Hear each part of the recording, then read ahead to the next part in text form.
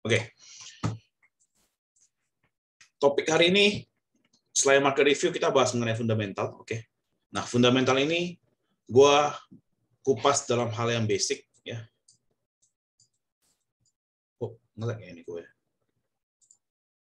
Bentar. Oke. Fundamental gue kupas dalam hal basic. Kenapa basic? Karena kita lebih ke arah yang mungkin untuk gampang orang lihat gimana. Karena kan mungkin banyak yang belajar bahwa fundamental is all about valuasi, fundamental lu belajar sebagai kayak analis di sebuah sekuritas atau di sebuah bank. Tapi sebenarnya untuk kita masyarakat biasa, kita ada cara untuk lihat fundamental secara gampang. Ya. Dan ini berpengaruh sama stock pick yang mungkin kalian belajar untuk lihat apakah entry-nya bagus, TP-nya di berapa, dan segala macamnya. Itu bakal berpengaruh. Oke, memang semua stock pick, nggak semua stock pick gue lihat berdasarkan fundamental, tapi biasanya ya psikologinya adalah ketika stock pick-nya kalian pilih dari fundamental, oke, ketika stock pick kalian pilih dari fundamental, kalian tuh biasa cenderung lebih confident. Contohnya apa? Contohnya, gue kasih kalian dua pilihan saham. Yang pertama, let's say WIM. Oke, WIM. Yang kedua, mungkin gue kasih di stock pick yang agak kurang jelas secara fundamental. Kita contohin aja apa ya, yang baru-baru hari ini. Oh, sorry, kita ganti deh. Kita ganti. Oke, contoh yang pertama adalah misalnya INKP atau Tekim deh. Dua ini. Ini kertas kan? Oke. Ada satu kertas lagi yaitu SPMA. Oke. SPMA. Nah, sebenarnya dua-duanya bagus. Ya, SPMA kalau kalian ngerti secara fundamentalnya, ngerti secara ownernya juga sebenarnya bagus. INKP tapi nggak terlalu bagus karena INKP kan punya Sinarmas. Sedangkan yang perusahaan punya Sinarmas rata-rata cenderung bisa dikatakan ya punya manajemen yang bagus gitu. Nah, perbedaannya adalah ketika kalian masuk ke INKP, kalian misalnya punya dana 100 juta, ya. Punya dana 100 juta. Nah, ketika kalian masuk ke INKP, mungkin kalian berani masuk sekitar 80 juta, contohnya gitu. Tapi ketika kalian masuk ke SPMA, mungkin kalian hanya berani masuk mungkin 50 atau bahkan di bawah 50. Kenapa? Ya karena kalian lebih ngerti fundamental atau kalian bisa melihat perusahaannya secara jelas. Produk INKP yang kalian pakai, produk SPMA yang kalian pakai. Padahal sebenarnya kalau kalian pahami lebih dalam, SPMA juga ada beberapa produk yang kalian pakai sehari-hari. Kalau kalian tahu tisu namanya UC, ini SPMA, misalnya gitu. Cuma kalau kalian melihat kertas-kertas yang kalian pakai untuk print dan segala macamnya, itu muncul dari INKP atau Tekim. Dari Tekim sih rata-rata. Oke, jadi ya inilah kenapa gua rasa fundamental itu ya penting, walaupun dalam hal trading akan alangkah lebih baik jika kalian ngerti sedikit setidaknya mengenai fundamental. Oke, seperti biasa sebelum mulai, silakan bagikan kebahagiaan ini di Instagram, ya. Ya supaya yang lain juga pada tahu, karena nanti di ujung slide ini gue bakal kasih tahu apa yang mau gue bikin di sini, gitu. Oke. Nah, sekarang kita bahas mengenai Mei. Oke, prediksi bulan Mei adalah dari tanggal 1 ini kan kita MMU kita market review kan akhir bulan ya, di tanggal terakhir bulan April ya. Prediksinya adalah tanggal 1 mulai turun. Ternyata benar, mulai turun, terus habis itu lanjut naik. Yang salah apa? Yang salah adalah turunnya kurang dalam. Itu yang salah. Turun naiknya benar, tapi yang salah adalah turunnya malah ke sini, baru dia naik. Oke, but overall ini bentuk V yang bagus, ya otomatis sekarang dari rebound harusnya kalau market bagus, kalau secara asing bagus, kita bisa lanjut. Oke. Nah, IHSG dari sini turun. Ini udah sekitar kemarin sekitar 10%, ya 9-10%. Terus dari rebound lagi udah naik lagi sekitar 9%. Ya, overall is good. Bagus. Oke. Kemarin sempat nyentuh low, ini pasti supportnya. Kita perhatiin overall dalam 1 bulan IHSG udah naik 8 hari dan turun 7 hari. Ya. Dalam 30 hari masih minus. Oke. Kalau kemarin nggak ada cuti bersama, ya. Kalau kemarin kan bulan Mei ini kita banyak libur ya, banyak tanggal merah ya. Kalau kemarin tanggal merahnya agak berkurang, ya agak berkurang, gua rasa ini harusnya IHSG plus. Cuma memang karena banyak libur makanya dropnya bisa sedalam ini. Oke. Overall net foreign udah masuk lagi 4T, ya. Foreign udah masuk lagi 4T. Nah, ini kita perhatiin, berarti kan kemarin ini pembuangannya sadis, pembuangannya luar biasa, tapi sebenarnya udah di buyback. Berarti ada pertukaran barang nih, yang sebelumnya di buy-nya misalnya finance, ya finance yang kemarin di buy-nya lumayan gede oleh asing, mungkin kali ini yang masuk adalah yang lain. Ya, contoh paling signifikan adalah yang kita perhatiin hari ini adalah ADMR. Ya, ADMR hari ini ada foreign 1T. Ini udah mengcover seperempatnya dalam sehari. Oke. Nah, ini apakah bagus? Sebenarnya apakah ini adalah good sign? Menurut gue ini biasa aja. Kenapa? Karena memang bulan Mei itu biasa ada yang namanya rebalancing dari MSCI. Oke. MSCI itu apa? MSCI itu sebuah indeks. Jadi kan kita ada yang namanya reksadana indeks ya. Jadi ada beberapa reksadana yang beli sahamnya itu ngikutin MSCI. Saham apa yang di MSCI ya mereka ikutin. Gitu. Jadi MSCI kan luar negeri, ya, punya foreign. Jadi otomatis kalau suatu saham A ya masuk ke MSCI, ya biasa foreign-nya itu gede, foreign buy-nya itu gede. Makanya terbukti hari ini ada ADMR 1T yang masuk. Oke. Performa LQ45 paling signifikan datang dari Unilever, ITMG, Pegas, HMSP, PTBA, SMGR, ICBP, UNTR, INKP, Cepin. Oke, yang kita review satu. Unilever udah masuk tabel kemarin, cuma ya mungkin udah masa-masa agak stop ya, dan udah mulai bikin new low. Jadi ya kemarin ada yang nanya Unilever masih boleh hold nggak? Gue bilang jual dulu. Kenapa ya? Naiknya udah lumayan signifikan dan sekarang sideways, dan sideways-nya mulai pelan-pelan bikin new low. Jadi ya prefer sih cabut dulu. Ya kebetulan hari ini hijau karena memang market lagi bagus. Cuma menurut gua ya wait and see. Untuk kalian mau entry ulang, sabar dulu. ITMG salah satu batu bara yang selalu disebut-sebut. Cuma ya memang mungkin karena harganya agak mahal, jadi yang masuk agak sepi. Cuma gue tahu ada beberapa yang memang pegang dari lama, yang gincer dividen dan segala macam, yang udah lumayan harusnya. Oke. Terus Pegas. Ya, kita Pegas juga entry lumayan bagus ya, di 1.400-an. Ya, yang masih hold, bagus. Masih bisa naik nggak? Menurut gue Pegas mencapai 2.000 bukanlah angka yang sulit. Terutama nanti kita lihat di kalender corporate action. Oke. HMSP juga sama. Salah satu perusahaan rokok yang dari kemarin gue lumayan confident atau di angka 900-an. Kenapa? Karena ya memang untuk ukuran HMSP yang udah mau ROPST, yang biasa bakal bagi dividen 100%, ya, itu udah cenderung murah. SMGR baru masuk kemarin sekitar 3 hari lalu, ya, baru masuk rekomendasi, ya naiknya lumayan signifikan juga 20%. ICBP juga sama, UNTR ini yang gue kurang sebut, ya, gue kurang sebut UNTR. Kenapa? Karena yang menurut gue, lu UNTR sama ITMG ya sama-sama harga segitu, sama-sama di bidang batu bara, cuma beda UNTR kan juga ada alat berat ya. Nah, cuma yang menurut gue mending ICMG daripada UNTR langsung, karena kan hubungan korelasinya itu sebenarnya ke batu bara.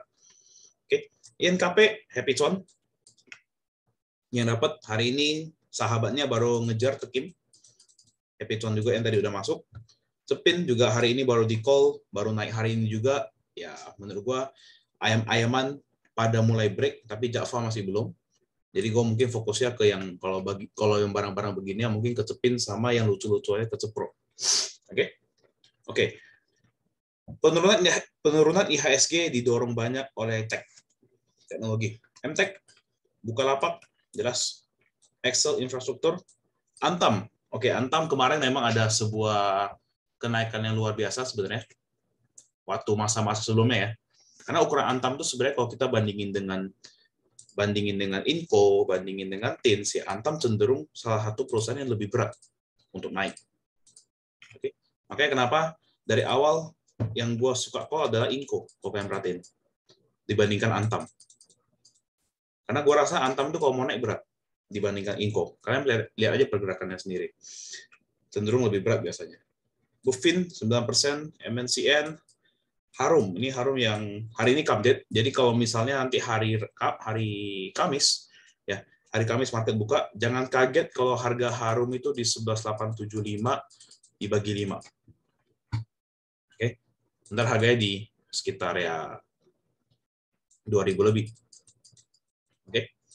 2.000 lebih. Karena ada stock split. Tapi ya jangan takut, stock split kan berarti lot kalian juga bertambah gitu. Nggak berarti lot kalian berkurang. Oke. TLKM minus 6%, BRPT, Tower ya memang saham-saham yang gua kurang tertarik sih. Telkom, Tower ya gitu. Oke, net foreign buy terjadi besar dalam 1 bulan terakhir di Unilever, BBNI, UNTR, Mandiri, KLBF, AMRT, Inco, ITMG, Antam, Indef. Oke, yang signifikan sebenarnya Unilever. Kenapa? Karena Unilever naik 30%, ya hampir 40% bahkan dalam sebulan, dengan didorong oleh net foreign buy yang luar biasa. Oke.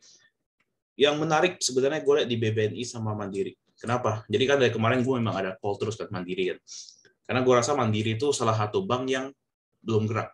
Jadi kalau kita perhatiin 4 bank besar, BCA, BRI, Mandiri, sama BNI, ya, 4 bank besar ini, 2 ini sebenarnya bagus, tapi secara ukuran terlalu besar.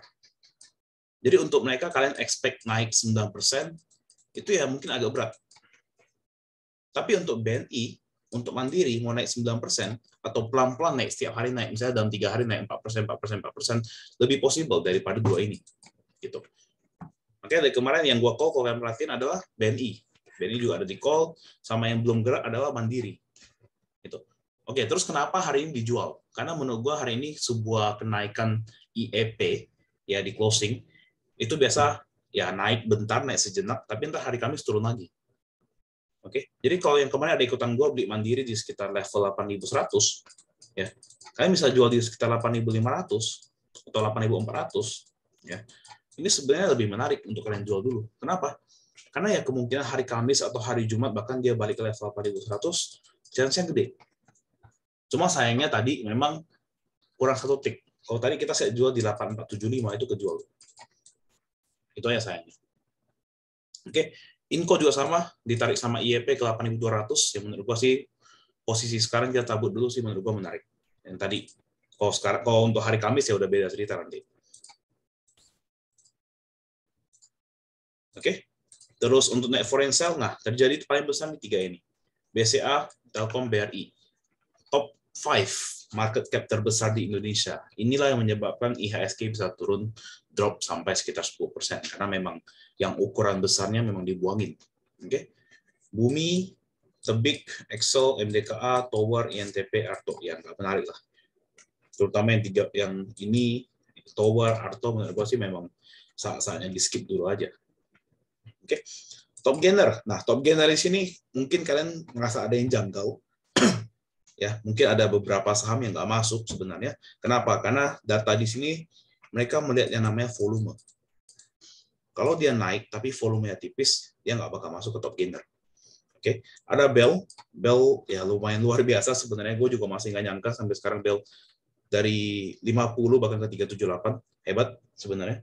Kita sempat masuk dikit, tapi kita nggak hold sampai sepanjang itu, karena ya wanti-wantinya adalah di bagian suspend. Gitu. Kemungkinan dia suspend bakal besar. Lain juga SMDR, RMKE harusnya pada dapat. Raja kita masuk telat pun masih bisa dapat cuan juga lumayan.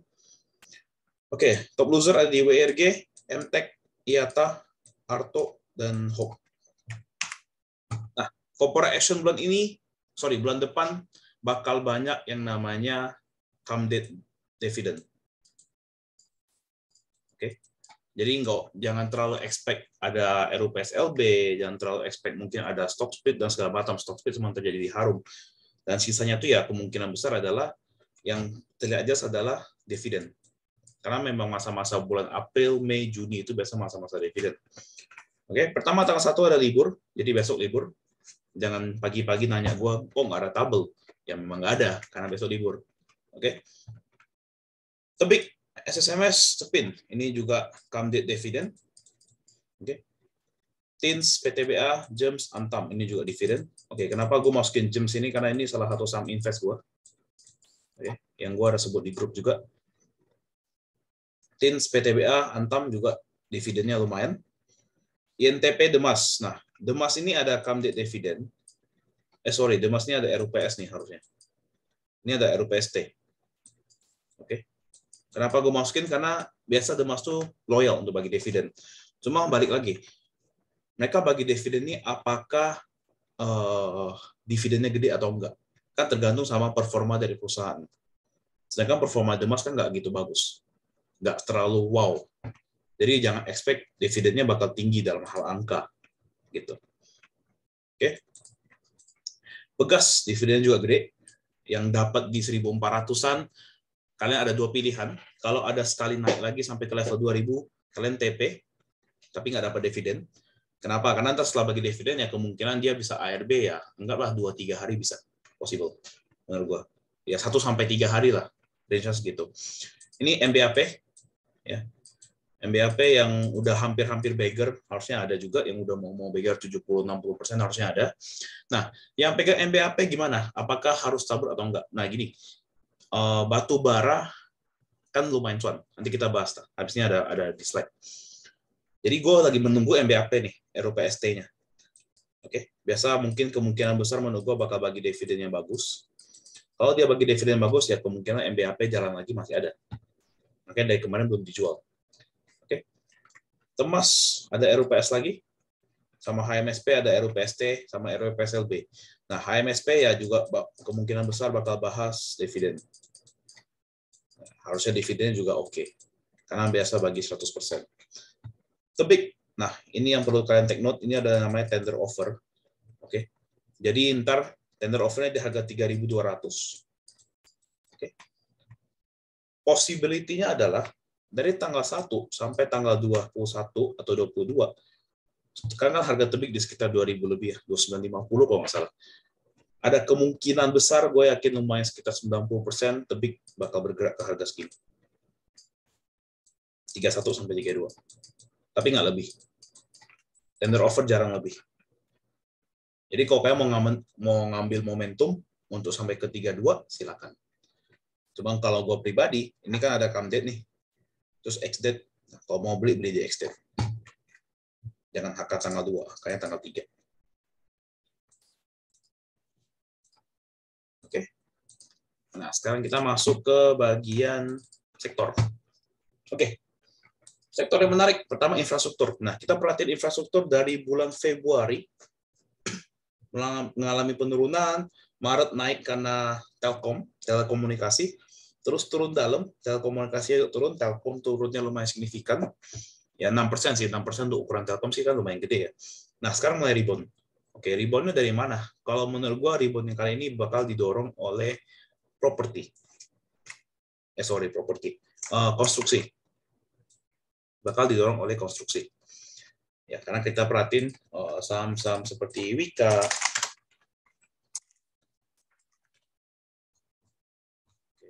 ini juga udah mulai naik ya. PTPP juga ya masih candle-nya sih jelek. Cuma Wika makanya yang masuk ke tabel adalah Wika. Tapi candle-nya kurang bagus. ADHI juga lumayan naik. WSKT ya mungkin agak berat sih WSKT. Not bad juga ya. Oke. Jadi ya yang mendorong infrastruktur kali ini adalah di sektor konstruksi. Chance untuk Juni dia rebound harusnya menarik. Salah satu lagi Jasa Marga. Ini juga lumayan. Ini harus di break level sini. Oke. So, bulan depan, apakah infrastruktur bisa berjalan? Menurut gua lumayan. Chance-nya lumayan gede. Yang kedua, cyclical. Nah, cyclical mulai rebound. Ya, makanya hari ini kalau kalian perhatiin, jarang-jarang gue bisa call era. Jarang banget gue bisa call era. Yang udah kenal gue lama, harusnya kalian tahu, gue tuh kayak gak gitu suka sama era. Kalau kalian perhatiin. Kenapa? Ya, karena menurut gue era tuh banyak penyusup. Era tuh banyak yang buang-buangin gitu. Setiap kali naik dikit, buang. Ya, jadi ya kalau menurut gue kesempatan untuk sekarang rebound, chance-nya ada. Karena kan kalau kita perhatiin gini, sektor ekonomi, dalam hal ekonomi kita kan membaik nih. Ya. Terus masa-masa pandemi juga udah mulai transisi ke masa endemi. Ya, di mana berarti kan kita udah mulai bebas travel kemana-mana, toko-toko udah mulai buka, PPKM juga udah level 1, ya otomatis kan dalam hal bisnis itu bakal membaik. Oke. Jadi biasa ketika ekonomi recover, apa sih yang bakal berjalan duluan? Yang bakal berjalan duluan adalah retail biasanya. Oke, transportasi juga salah satunya. Makanya Bird bisa terbang segitu banyak. Oke. Nah, setelah retail, kan retail itu barang-barang yang lebih kecil anggapannya, yang lebih murah. Nah, jadi ntar setelah retail, apalagi? Ya next-nya berarti properti. Gitu. Next-nya properti. Tapi kapan? Nah, kalau kita perhatiin sih sekarang udah mulai rebound. BSD udah mulai rebound, ya. Makanya gue berani masukin BSD ke dalam double swing. Alasannya apa? Karena ya dengan ekonomi membaik, habis retail berjalan, next-nya yang berjalan adalah properti. Gitu. Oke. Terus non-cyclical. Nah, non-cyclical ini naik lumayan signifikan dari ya saham-saham seperti rokok-rokokan, consumer, ICBP, Unilever. Oke, itu yang mendorong non-cyclical naik. Apakah bisa berlanjut? Ya, menurut gua potensinya bisa. Kenapa? Ekonomi membaik, yang berbahaya adalah saham-saham di sektor teknologi. Ya, itu yang harus kalian perhatiin. Ketika ekonomi membaik, semua tuh bakal balik ke yang namanya old economy. Ya, ekonomi tua, ekonomi lama. Makanya kalian perhatiin kenapa saham-saham di US, Tesla-nya bisa koreksi, dan saham-saham tech di US bisa koreksi. Ya, karena memang kalau kita perhatiin, ketika ekonomi membaik, saham-saham yang cenderung high risk, digital kan high risk tuh. Digital kan hitungnya sebagai high risk. Cenderung bakal koreksi. Gitu. Oke, industrial. Ya, industrial balik lagi. Ini carry terbesar adalah ASI dan UNTR. Ya, UNTR naik, ya dia bakal naik. ASI naik, dia bakal naik. So far, kalau kita pergerakan ASI sih, ya ini sideways sudah di break. Yang menurut gue ini menarik untuk kalian entry lagi. Oke, cuma yang kalian harus lihat adalah ASI itu ada level berat di sini. 9.000. Apakah ASI bisa tembus 9.000? Bisa. Oke. Nah, ini yang mau gue kasih tahu ke kalian ya, sebenarnya untuk minggu depan, untuk hari Kamis, rencana HK-nya apa, ya, atau rencana untuk swing-nya apa, gue rasa ASI itu menarik. Balik lagi, ekonomi membaik, duit lancar, orang mulai belanja di retail, ada juga yang belanja mobil. Oke. ASI mungkin ke 9.000, chance-nya bisa nggak? Possible menurut gue. Oke, terus setelah industrial ke properti. Ya, properti masih di sana aja, selalu menjadi yang underperform, belum bergerak. Cuma ya kalau kalian belum berani ikutin double swing, hold aja BSD. Oke, ini juga udah mulai break, ya cakep juga. Berarti SMRA masih belum kemana-mana. PTRA juga belum kemana-mana. Sama apa? SMA itu Powon juga salah satu yang sebenarnya lumayan menarik karena kan mall-nya bakal mulai rame. Ya, cuma Powon dari teknikalnya gue kurang tertarik. Makanya yang masuk adalah BSD. Oke, masih underperform. Kalau mau hold panjang silakan. Basic didorong lagi biasa oleh Antam. Ya, kurang banyak Antaman, Inco, MDKA, ya lumayan. Inco, MDKA. Dan metal-metalnya menurut gue masih menarik. Tins yang salah satu yang menurut gue secara upside masih lumayan gede. Ya, hari ini baru gerak. Apakah bisa lanjut? Ya, bisa-bisa aja. Chance ke 2.000, possible. Oke, teknologi ya kemungkinan bakal koreksi dulu. Oke. Tapi kalau gue perhatiin harganya Goto tuh lumayan dijaga ini. Harganya Goto. Cuma yang mungkin yang mendorong teknologi turun ya mungkin di bagian MTech. Oke, MTech mungkin bisa turun dulu. Atau juga Bukalapak. Kalau Goto, kenapa gue bilang bisa dijagain? Karena ya dari kemarin, setiap kali turun, pasti ada aja yang angkat lagi. Berarti memang ada yang jagain. Oke. Finance. Nah, finance salah satu yang bulan depan lumayan menarik, bisa rebound. Jadi carilah bank-bank yang lumayan, bank-bank konvensional, yang belum gerak. Misalnya, kalau kalian lihat BBTN. BBTN kan juga lumayan belum bergerak nih. Oke. BBTN. Terus kalau kalian perhatiin bank-bank konvensional ya, kalau yang bank Pemda, gue kurang setuju. Kayak BJTM itu gue nggak suka. Karena geraknya agak terlalu sideways-nya terlalu panjang. Oke. Kalau bank-bank digital, ya depends lagi nih, balik lagi ke ownernya mau ngapain. Oke, bank-bank swasta, kita perhatiin misalnya BDMN. Ini menarik nih BDMN. Nah, ini menarik untuk kalian HK hari Kamis, menurut gue ini menarik.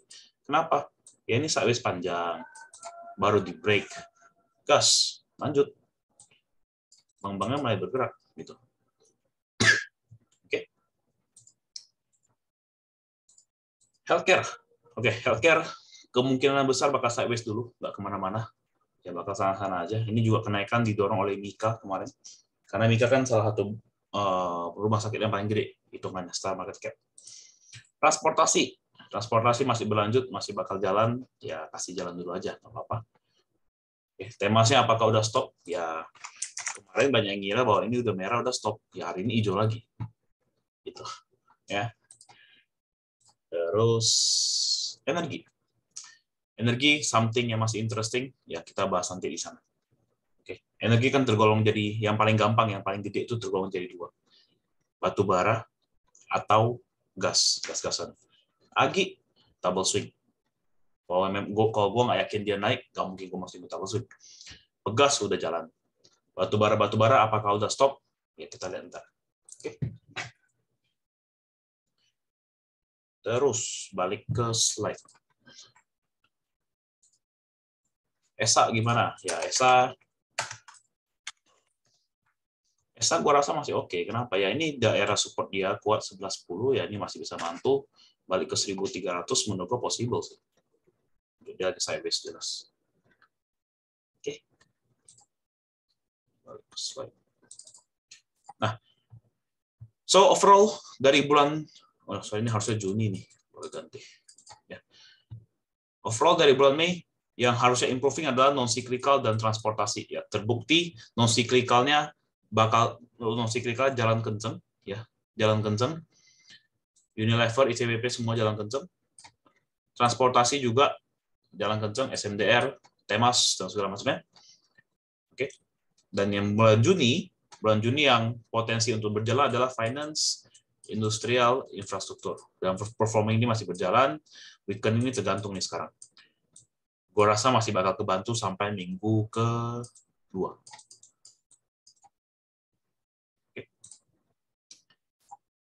Oke. Prediksi IHSG bulan Mei ada 2 skenario kali ini.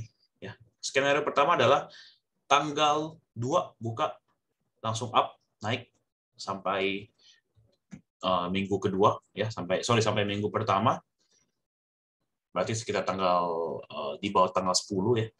Ada kemungkinan ngetes di level 7.300 IHSG. Oke. Oh iya, prediksi Juni ini. Lupa ganti lagi. Prediksi Juni. Oke. Level 7.300 kemungkinan besar IHSG bakal dites ke level sana. Terus ada sedikit sideways, ya kemungkinan bolak-balik terlebih dahulu.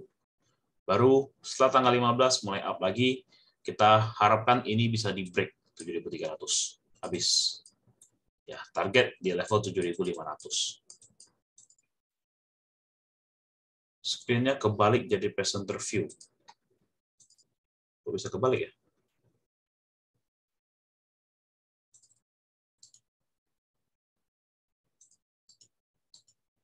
Masih kebalik nggak?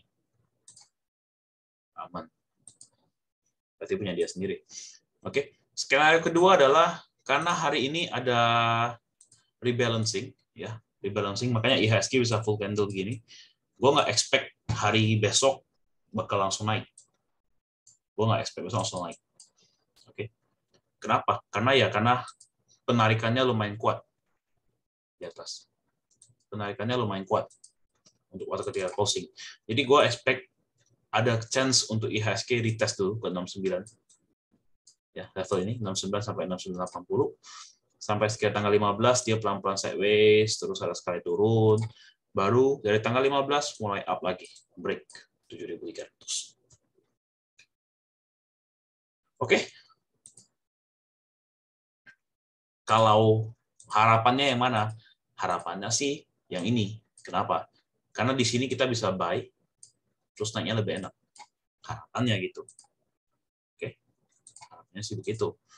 Cuma ya kalau misalnya memang begini, ada kemungkinan ini langsung di break juga. Mungkin. Kalau langsung di break ya bagus. Lanjut lagi soalnya.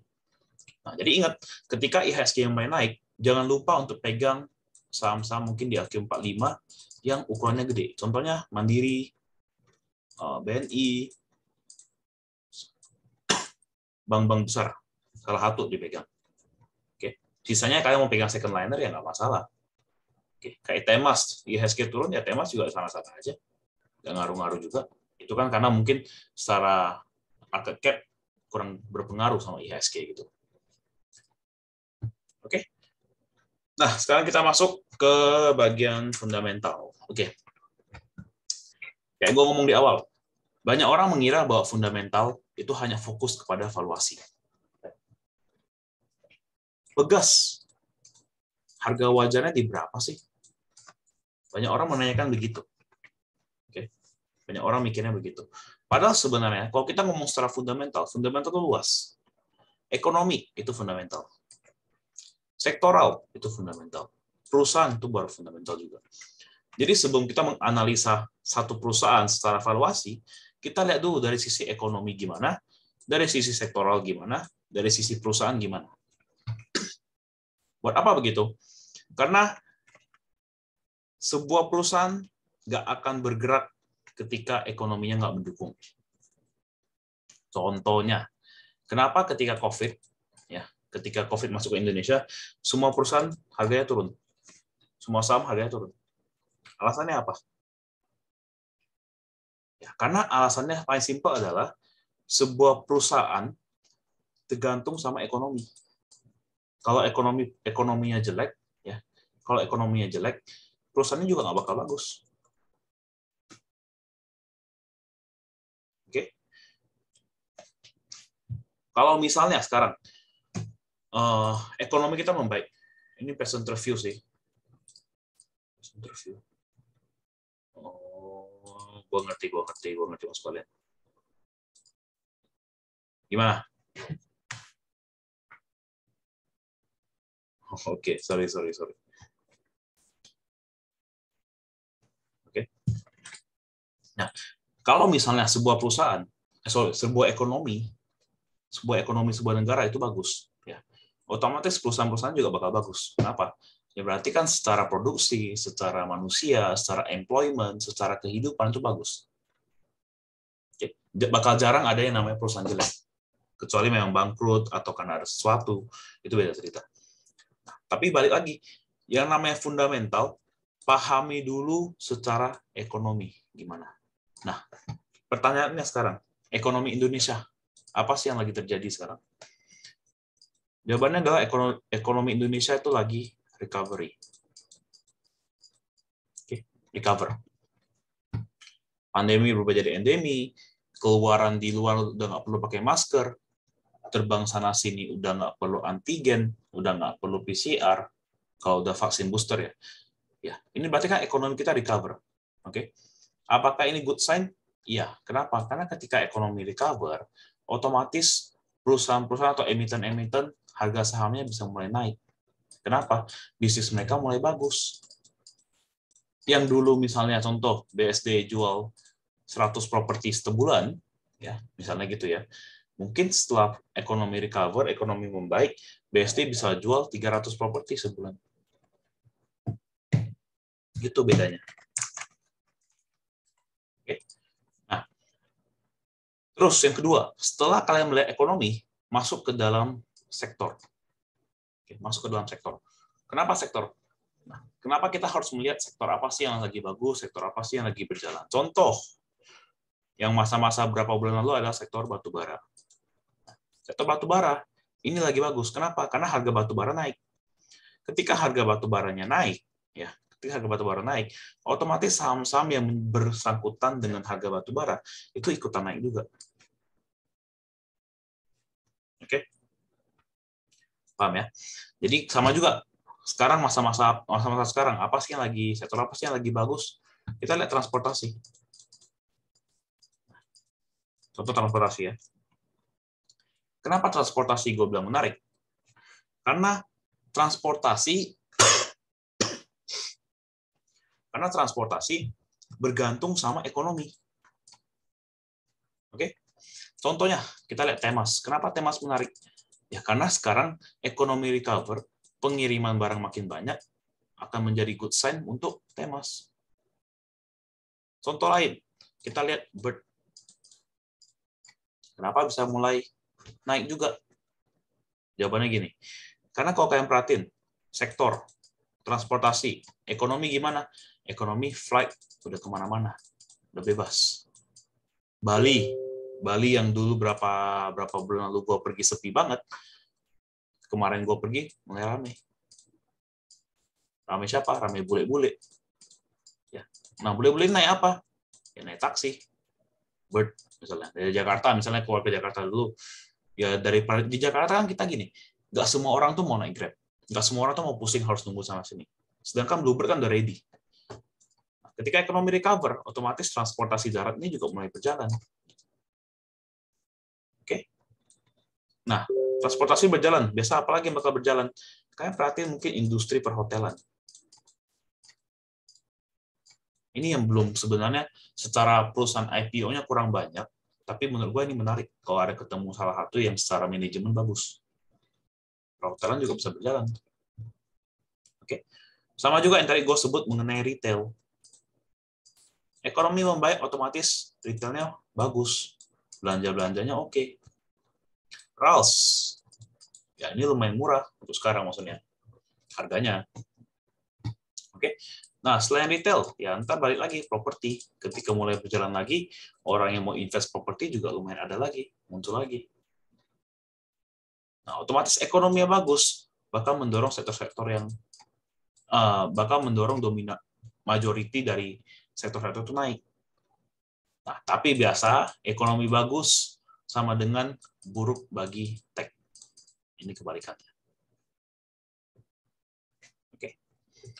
Nah, sedangkan tech yang kita pakai di Indonesia, yang ada di Indonesia, ya itu nggak gitu berdampak. Syukurnya gitu. Berbeda dengan yang di US. Karena tech yang di Indonesia kan fokusnya kayak Tokped, Pagoto kan, Tokped, Gojek, Bukalapak, ya itu masih dipakai sehari-hari. Oke. Nah, setelah kalian udah tahu sektor yang bagus apa, kalian baru cari tahu perusahaan apa sih yang ada di sektor tersebut. Carilah perusahaan yang secara beberapa kunci utamanya itu nggak kacau. Oke. Nanti udah ketemu perusahaannya, baru carilah yang namanya valuasi. Cuma ya gua sih jujur, gua nggak percaya dengan valuasi di Indonesia. Kenapa? Karena yang menurut gua di Indonesia harga saham itu ya sebuah permainan. Oke. So, kunci utamanya adalah fundamental is not only about valuation. Ini hanya one part of it, hanya salah satu aja. Dan bahkan menurut gua kalau kalian ngerti trading, valuasi ini kalian juga nggak gitu mau peduli. Gue nggak bilang analis itu salah, gue nggak bilang gitu. Gue nggak bilang analis itu pada salah, nggak bisa ngitung dan segala macam. Dia bisa hitung, mereka bisa hitung valuasi, tergantung kepercayaannya gimana. Cuma untuk bagi kalian yang fokus ke trading, fundamental itu info, fundamental itu tambahan. Oke. Nah, jadi yang penting apa sih di fundamental? Yang perlu kalian perhatiin bagi yang mungkin secara waktu agak kurang, nggak bisa setiap kali baca laporan keuangan, nggak bisa setiap kali cek situasi perusahaan gimana. Nih, yang pertama, manajemen. Manajemen atau bahasa lainnya adalah pemegang saham. Oke. Nah, logika simpel gini. Sebuah perusahaan yang sehat, oke, sebuah perusahaan yang bagus, apakah kalian mau membiarkan orang luar memegang jumlah saham lebih besar daripada kalian? Mau nggak? Kalau nggak mau, kalau misalnya kalian membiarkan orang lain memegang saham kalian lebih besar, ya otomatis kalian udah nggak gitu peduli sama perusahaan kalian. Contoh ini MERX. Oke. MERX. Masyarakat 90%. Mr. Benny Cokro 4%. Asabri 5%. Ada juga HKMU. Masyarakat 100%. Nah, yang model-model begini, ini kemungkinan besar ya, gocap plus soon di listing. Kecuali ada sebuah take over dari perusahaan atau segala macamnya. Kalau nggak ada, kemungkinan besar di listing. Hati-hati. Nah, ini MBAP. Kenapa gue setuju atau gue suka dengan MBAP sebagai perusahaan invest? Karena MBAP, kalau kalian perhatiin, masyarakat hanya 10%. Sisanya pengelola. Pengelola dengan megang 90% total 90%, otomatis mereka lebih semangat kerja. Daripada mereka cuma pegang 10%, bodoh amat, ngapain gue kerja? Gue cuma dapat 10%. Cuma 100 juta, gue cuma dapat 10 juta. 90 juta gue bagi ke masyarakat. Ngapain? Nah, makanya MBAP sebuah perusahaan yang salah satu secara manajemen sehat. Makanya gue berani jadiin perusahaan invest. Berani hold panjang? Berani. Oke. Ini, yang sebelah ini adalah Jeskai. Nah, kalau kalian sadar sesuatu, gue buka chat ya.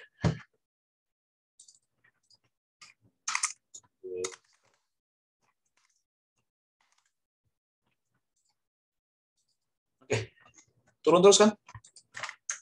Jeskai.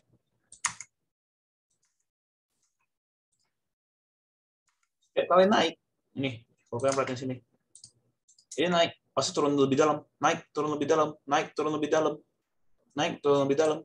Sempat naik kenceng, turun lebih dalam lagi. Kenapa? Ya karena owner-nya aja udah nggak peduli sama Jeskai. Owner-nya udah nggak peduli. Masyarakat udah mulai 74%. Nah, ini hati-hati. Ketika nanti masyarakatnya dari 74% mulai naik lagi, siap-siap. Kalau Jeskai ini nggak ada perubahan ya, nggak ada perubahan. Ini siap-siap Jeskai OTW 50, OTW suspend. Jadi menurut gue kalau kalian punya barang nyangkut, mending CL sekarang, duitnya masih ada. Oke. Hati-hati. Ini pengelola, ini kan Mirai Aset bukan pengelola. Ya, Mirai Aset bukan pengelola. Ini Mirai Aset dapat kemungkinan dari utang. Gue belum pernah cek lebih dalam. Cuma biasanya yang ada sekuritas gini, biasa dari utang. Nah, pengelola kan cuma pegang sekitar 8,5 plus 6,6. Sekitar 15% kita anggap. 15% kerja setengah mati, cuma dapat 15% ya. Siapa yang mau kerja? Makanya perusahaan begini lebih enak, lebih sehat biasa. Nah, tapi perusahaan yang begini, ya perusahaan yang begini, di market biasa kurang liquid. Likuiditasnya berkurang dikit. Kurang liquid. Cuma yang begini, kalau kalian berani hold panjang, ya bagus. Oke. Nah, ini yang pertama. Yang kedua, income. Oke. Kenapa gue bahas mengenai income? Karena kan kita kalau berbisnis, tujuannya cuma satu. Cuan. Ya kan? Nggak ada yang mau berbisnis rugi. Nah, income, menurut gue, key point yang paling penting ada dua. Revenue dan net income. Kenapa? Revenue itu kan bahasa Indonesianya omset. Oke. Net income adalah profit atau keuntungan bersih. Ya. Nah, sebuah perusahaan yang omsetnya naik terus, bagus nggak? Bagus. Nah, tapi omset ini kan baru setengah jalan. Mereka belum melihat yang namanya beban. Karena kan omset kurang beban, baru dapat yang namanya profit. Ya kan? Nah, ketika omsetnya naik terus, sedangkan bebannya stagnan atau bahkan turun, profitnya bakal makin tinggi. Oke. Jadi carilah perusahaan yang secara omset meningkat, ya, secara omset meningkat, secara bebannya menurun atau stagnan. Oke, kalau meningkat pun nggak apa-apa, tapi jangan terlalu lebih daripada omsetnya. Oke, supaya apa? Supaya net income-nya naik terus. Perusahaannya naik terus. Oke, perusahaan yang mempunyai net income-nya naik terus atau grow consistently, ya bagus. Sehat nih perusahaan berarti. Mereka melakukan bisnis yang benar. Oke. Nah, yang ketiga, ada yang namanya return on equity. Nah, ini gue bahas secara singkat aja. Return on equity secara singkat adalah laba perusahaan kalian atau net profit ya dibagi dengan ekuitas. Maksudnya ekuitas apa? Ekuitas itu nilai dari perusahaan kalian. Perusahaan kalian punya aset berapa, dikurangin semua utang-utang kalian berapa, itulah ekuitas. Oke. Nah, perusahaan dengan return on equity yang gede itu berarti bagus. Kenapa bagus? Karena ketika mereka bisa menghasilkan laba yang tinggi, ya, bisa menghasilkan laba yang tinggi dengan ekuitas yang lebih rendah, ya itu bagus. Contohnya, gue punya perusahaan A. Nilai buku gue atau uang bersih gue lah anggapannya gitu ya. Asetnya gue jual semua, utang gue bayar semua, gue bakal dapat sisa duit. Sisa duit gue, let's say contohnya 100 juta misalnya. Juta. Nah, sedangkan laba gue adalah 1 miliar. Artinya apa? Dengan uang 100 juta ini, gue bisa menghasilkan laba 1 miliar. Hebat nggak? Ya hebat dong. Modal 100 juta, dapetin 1 miliar. Secara kasar gambarnya begitu. Nah, makanya kalau kalian perhatiin, kenapa perusahaan batu bara return on equity-nya gede-gede nih, rata-rata. 34, 67, 22, 76. Kenapa gede? Karena memang perusahaan batu bara lagi diuntungi oleh laba yang tinggi. Oke. Laba mereka tinggi, sedangkan beban mereka itu nggak gitu gede. Maksudnya nggak gitu bertambah signifikan. Makanya return on equity-nya tinggi. Cuma yang kalau yang gue perhatiin sekarang ya, mau cari perusahaan batu bara yang cenderung murah, yang kayak MBAP kemarin di level 4.000, susah. Jujur susah. Dari kemarin gue cari, gue udah nemu beberapa, tapi mungkin gue nggak steal sekarang, nanti lain kali. Ya, gue udah nemu satu dua lagi ya, yang lumayan menarik menurut gue. Jadi ya, sebenarnya mumpung batu baranya harganya lagi tinggi, ya ini menarik. Oke, kalau kalian perhatiin kenapa saham-saham batu bara pada terbangan, Adro, ADMR, ITMG, James, saham kita sekarang, Harum, MCOL ini lumayan, udah 7.400. MCOL ini kalau kalian hold dari awal di call, itu udah mau beggar juga harusnya. Atau bahkan udah lebih, bahkan 3.000 lebih. Ya kan? JSSA, netral tipis. Indi, luar biasa juga. BSSR juga lumayan. MBAP juga udah mau beggar. Toba doang ini lupakan nih, nggak usah hitung. Oh, Toba. Even Bumi aja menurut gue lebih menarik daripada Toba untuk kalian masuk di level 50-an. Oke. SMMT juga sempat rally lumayan kencang. KKGI yang menurut gue masih lumayan menarik. So ya, return equity salah satu yang bisa kalian perhatiin. Yang normal, yang bagus biasa di atas 15%. Yang bagus. Oke. Yang bagus. Oke, yang keempat dividen. Nah, perusahaan yang sehat dia rajin membagikan dividen. Dia nggak pelit bagiin dividen. Inilah perusahaan yang sehat. Nah, di dividen ada yang namanya dividen yield.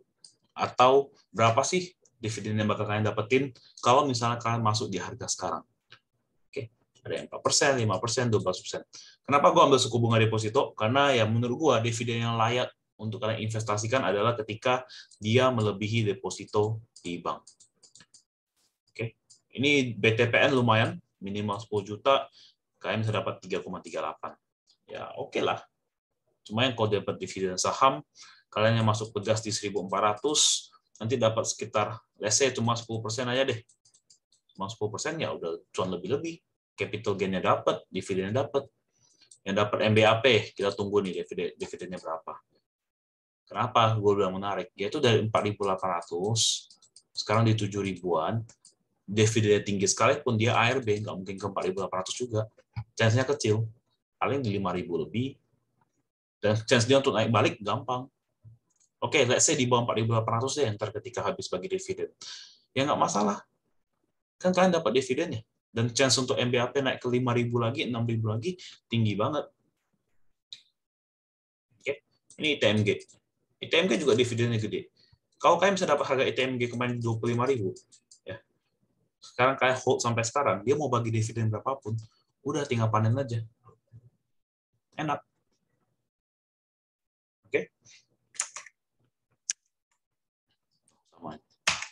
Nah, jadi gue mau bahas mengenai coal, ya saham-saham batu bara.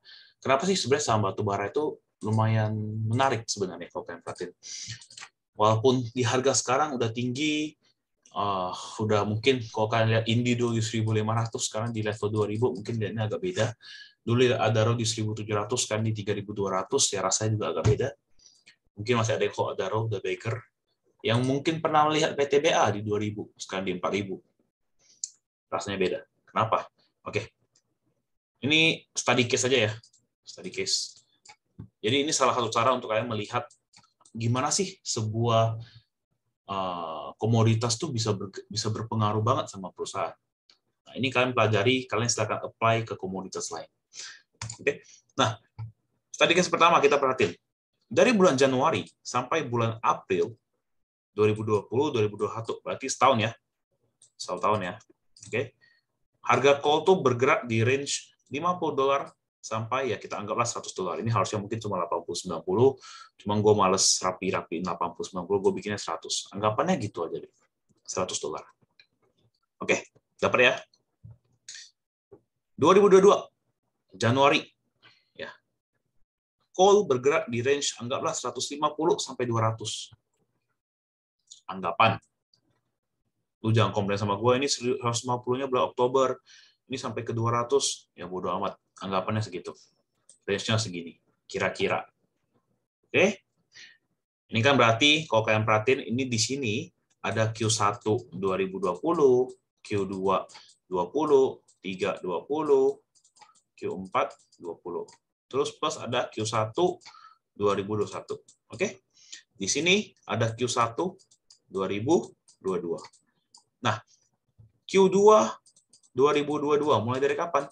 Mulai dari bulan April, Mei, Juni. Nah, sekarang bulan Juni kan?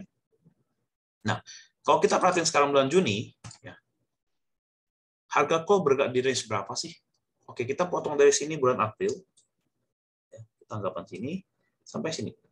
Berarti harga coal kita anggap di range 300 sampai $400. Oke. Nah, yang berarti apa?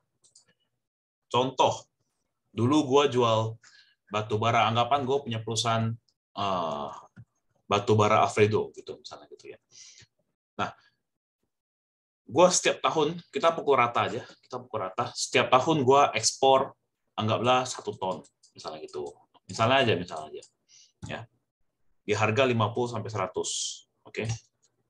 Anggapan ini harga per ton deh, kita udah gampang hitungnya gitu. Oke. Jadi anggapan gue dalam tahun 2020 sampai 2021 gue bisa dapat cuan $100. Gue bisa jual batu bara gue dengan harga $100.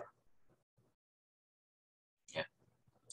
Anggapan gitu. Jadi anggapan gue punya omset adalah $100 pada bulan sini sampai sini. Nah, 2022 Januari, gue cuan omset gue adalah $200. Kenapa? Ya, gue kan jualnya di harga $200. Omset gue $200 dong. Oke. Nah, berarti kuartal kedua, omset gue adalah $400. Luar biasanya apa? Ini dalam jangka waktu beberapa bulan, omset gue kali 2. Hanya dari harga batu bara yang luar biasa. Nah, kita tarik panjang. Misalnya dari sini, dia hanya bergerak sini aja. Sampai kuartal 3, sampai kuartal 4. Anggapan gitu. Otomatis kan kuartal 3 gue dapat omset 200 juga. 400. Kuartal 3 gue dapat omset 400. Perusahaan gue apa nggak kaya? Ya kan? Nah, ketika perusahaan gue kaya, apa yang bakal gue lakukan? Gue sebagai direksi yang punya pegang saham, apa yang bakal gue lakukan? Apakah gue bakal naikin gaji? Enggak. Gue bakal bagi dividen bagus. Gue bakal bagi dividen gede. Oke. Nah, di sanalah kenapa perusahaan coal itu menarik. Ketika Dengan syarat apa ya? Dengan syarat apa? Harga call-nya tuh bergerak sini-gini. Minimal call di berapa? Call jangan sampai di bawah 200. Itu aja cukup. Jangan sampai di bawah 200. Nah, ketika gue banyak duit, karena harga penjualan batu bara gue bagus, gue banyak duit. Banyak hal yang bisa dilakukan. Gue mau ekspansi, bisa. Tiba-tiba misalnya si Yohanes Yohanes ada batu bara Yohanes. Yohanes, gue akuisisi deh batu bara lu. Akuisisi. Duit gue banyak. Apa nggak, misalnya contoh nih, kasus perusahaan batu bara yang terjadi. Si Herman misalnya ada perusahaan motor listrik atau perusahaan nikel, ya perusahaan nikel yang terjadi sama Harun. Ada perusahaan nikel, Man, gue beli tambang nikel lo, misalnya gitu. Karena kenapa? Duitnya banyak, lu mau ngapain pun bebas. Ya makanya orang bilang orang kaya mah bebas, mau ngapain aja. Ya benar, nggak salah, itu nggak salah. Duit lu banyak, lu mau ngapain aja gampang. Nah sama ini terjadi sama perusahaan batu bara. Ketika mereka ekspor, pokoknya perhatiin batu bara ini udah nggak diganggu sama pemerintah, nggak kayak CPO. CPO kan diganggu terus tuh. Ya. Ketika mereka ekspor pakai harga acuan ini, ya semakin tinggi harganya, semakin gede omset mereka. Nah, contoh paling dasar ini Adaro. Ini contoh Adaro yang gua ambil. 2020, 2021. 2020 kan di sini ya. 50 sampai 70 lah enggak. Oke. Penjualan batu bara ekspor segini. 2021 masih segini-segini aja kan, belum kemana-mana kan. Sama, segini, nggak berubah banyak. Nah, bayangin 2021 di sini, 2022 di sini, naik sekitar 50%. Ya, ini kan 100 ya. 100 ini 150 ya. Nah, 50% dong berarti kan. Lihat, perhatiin. Naiknya juga hampir 50%. 2021, 2022. Nggak pas 50%. Kenapa ya? Pasti kan ada beban dan segala macamnya kan. Ongkos kirim kan juga berubah. Harga minyak kan juga naik. Ya itu yang hal-hal yang ya udah kita tutup mata lah. Karena kan kita fokusnya sama pendapatan usaha. Oke. Naiknya juga hampir 50%. Berarti artinya apa? Ini kan kuartal 2 belum rilis. Yang menarik adalah entah kita lihat di 30 Juni ya, dibanding sama yang tahun lalu. Berarti kan tahun lalunya di sekitar sini ya. Ini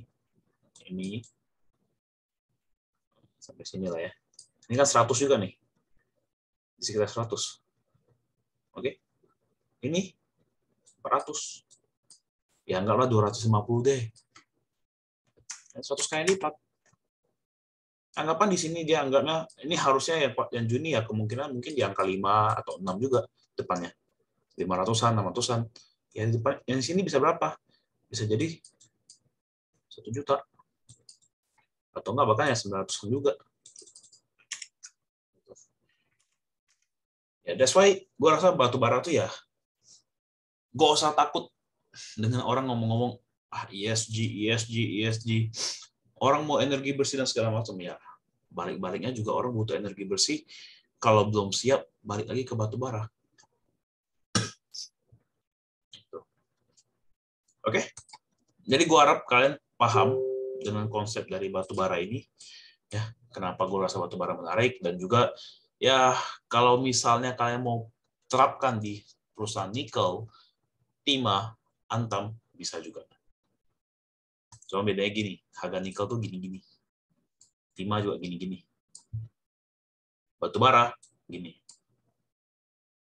Kertas, pulp and paper, juga gini-gini. Sama. Oke. Nah, jadi konklusinya adalah valuasi. Balik lagi, hanya satu part. Jangan fokus dengan namanya valuasi. Oke. Masih banyak hal yang harus diperhatiin.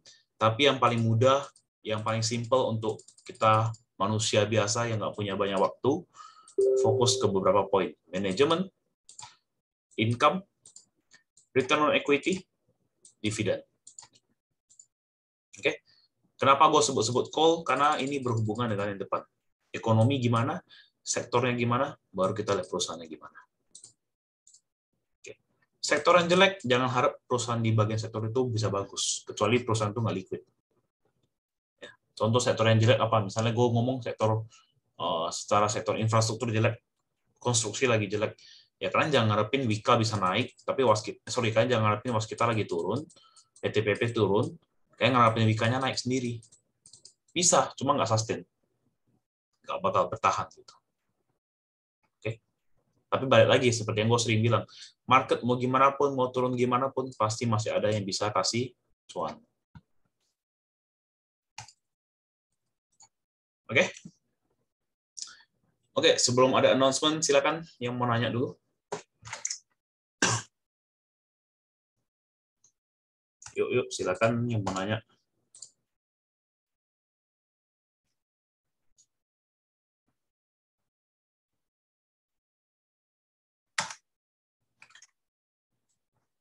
Gak ada nih. Kalau nggak ada ya udah kita lanjut ntar ke itu aja, ke apa namanya? Aku mau ya nanya, silakan. Minggu ini ada review emiten.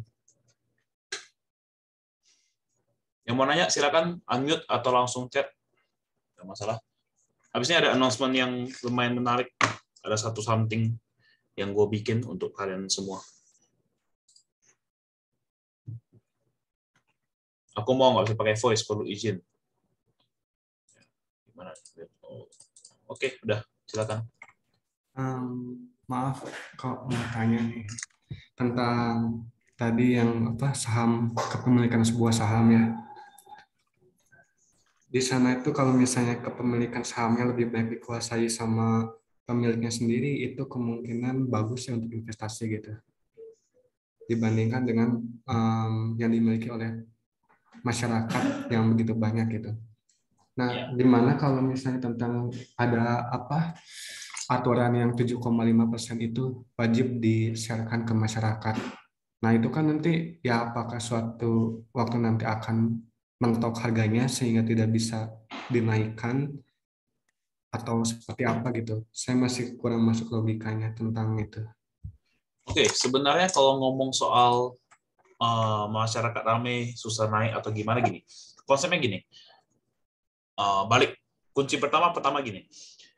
Sebuah perusahaan yang sehat, kalau dia mau develop perusahaannya atau dia mau mengembangkan perusahaannya, dia pasti harus megang saham lebih banyak. Itu pertama. Oke. Jadi perusahaan kalau sahamnya dikit, oke, kalau kepemilikan sahamnya dikit, ya kemungkinan dia masih mengurus perusahaannya secara totalitas agak berkurang. Itu logika dasar. Yang kedua, kenapa masyarakatnya rame? Itu mungkin agak bikin perusahaan tuh agak susah naik harganya. Karena barang yang ada beredar adalah barang-barang yang di market. Kan masyarakat tuh pegang di market tuh. Masyarakat pegang sahamnya di akun saham mereka. Di akun mereka. Nah, bisa jadi ketika ada yang mau naikin harganya, masyarakat tuh pada buangin. Bisa jadi begitu. Nah, maka dari itu, kenapa dari sisi manajemen akan lebih baik kalau misalnya owner atau pengelola bisa pegang di atas 50%. Oke. Sisanya kalau misalnya ada masyarakat, ada yang pegang di atas 5%, kayak si Belvin, ada pegang 5%, ya jangan ngarep terlalu banyak. Kecuali 5% ini orang yang jelas ya. Orang yang jelas ya. Nah, kalau kayak saham-saham Belvin, kenapa gue agak ragu? Ya bisa jadi ketika dinaikin, yang 5% ini pelan-pelan buang. Nah, ketika mereka buang kan makin susah naik harga sahamnya. Oke? Dapat nggak jawabannya? Risky ya. Berarti kalau ke depannya nih kemungkinan berarti si emiten tuh akan membeli terus sahamnya dari masyarakat ya. Ketika memang yakin bahwa perusahaan itu bagus gitu ke depannya gitu. Ya, perusahaan yang confident dengan kinerja mereka, perusahaan yang confident dengan bisnis mereka akan melakukan yang namanya buyback. Makanya buyback itu selalu bagus. Mau perusahaan apapun, kalau ketika mereka bilang, contoh, kemarin yang baru terjadi apa ya? LPPF. LPPF akan melakukan buyback. Ya, ini bagus. Kenapa? Menurut gue wajar. Gue sebagai owner LPPF, menurut gue wajar. Kenapa? Gue yakin ini setelah ekonomi bagus, sektor apa yang bakal berjalan? Retail. Penjualan naik lagi. Ya, gue sebagai owner, gue bisa dapat dividen lebih tinggi dari karena gue pegang sahamnya lebih banyak. Ya gue buyback aja pelan-pelan di market saham-sahamnya. Jadi nggak menutup kemungkinan sebuah perusahaan itu di buyback perusahaannya. Cuma kalau biasa rata-rata yang udah terlalu jauh, yang udah kayak HKMU itu mau buyback almost impossible. HKMU kan masyarakat 100%. Yang namanya buyback itu udah hampir nggak mungkin banget. Yang hope-nya apa? Yang bisa membantu apa? Cuma satu. Ada perusahaan yang mau akuisisi, mau kelola bisnisnya ulang. Cuma ya ngapain? Daripada lu beli semua sahamnya, mending bikin perusahaan baru dong. Itu. Jadi ya hati-hati jaga di angka 50 itu aja.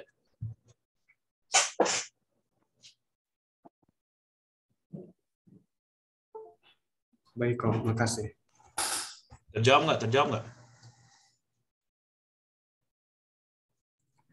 Tapi kalau misal jawab sih kalau itu. Tapi kalau misalnya si buyback terus nih kayak MBAP kan 10% di masyarakat nih. Buyback terus misalnya sampai 2,5% dari masyarakat. Nanti kan kepentok nih ya. eh, Masyarakat cuma 7,5% dan sisanya ada kepemilikan dari emiten itu sendiri. Ya. Nah nanti apakah nanti kan itu udah aturan ya kalau nggak salah bahwa masyarakat wajib 7,5% tidak boleh kurang ya. Sekarang sih nggak wajib, nggak harus sih. Oh enggak. Oh SUPR, enggak ya. coba lu lihat SUPR. SUPR. Ini gue bukain deh, biar sama-sama lihat.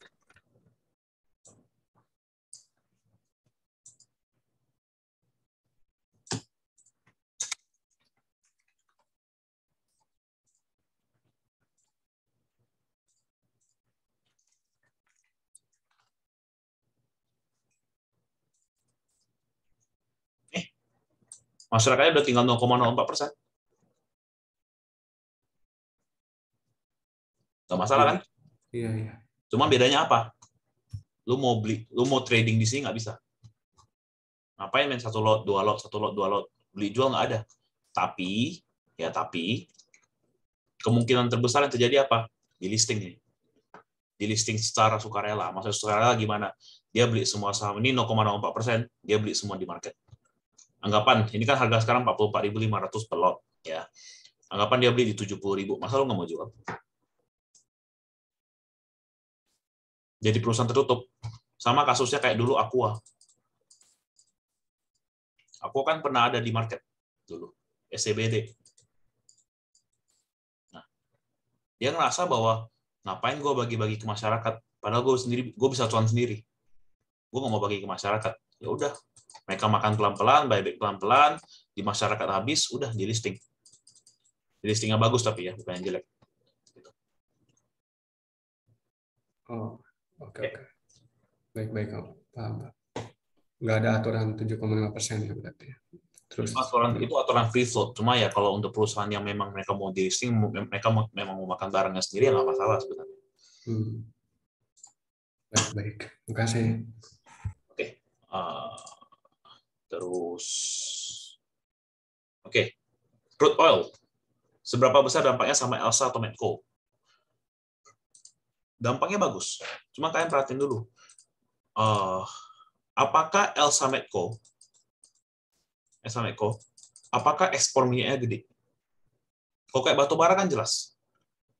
Supply ke negara mostly didominasi oleh PTBA. Sisanya banyak ekspor. Nah, Elsa Medco ini kemana? Apakah ekspornya gede atau enggak? Nah, balik lagi.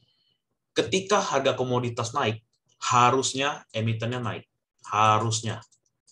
Tapi ketika emitennya nggak naik-naik, ya nggak naik-naik atau bahkan turun, ya itu berarti ada something wrong dengan emitennya. Oke, makanya kalian perhatiin kenapa harga minyak kemarin tuh naik terus, tapi kok harga Medco sama Elsa di sana-sana aja. Alasannya apa? Ya alasannya karena kemungkinan di dalam perusahaan tersebut ada sesuatu. Cuma good point-nya apa di sana Elsa sama Medco? Good point-nya adalah harga sahamnya nggak turun atau hanya sideways saja di sana-sana aja. Itu good point-nya. Kalau sampai dia turun, itu bahaya. Berarti di perusahaan itu ada problem. Oke. Jadi dampaknya gimana? Ya bagus. Cuma balik lagi, harga minyak bisa sampai ke berapa sih? Bisa nggak sih sampai ke $300? Kan nggak bisa. Cuma di sana-sana aja. Oke. Ketika kalian kemarin beli, kan minyak sempat di harga 0 ya, bahkan sampai minus ya. Ketika kalian beli emiten di harga segini, ketika harga minyak segini, ya itu pasti naiknya kenceng, Medco Elsa-nya. Cuma ketika udah di harga sekarang, ya di mana harga minyak, kalau kita perhatikan harga minyak, bentar.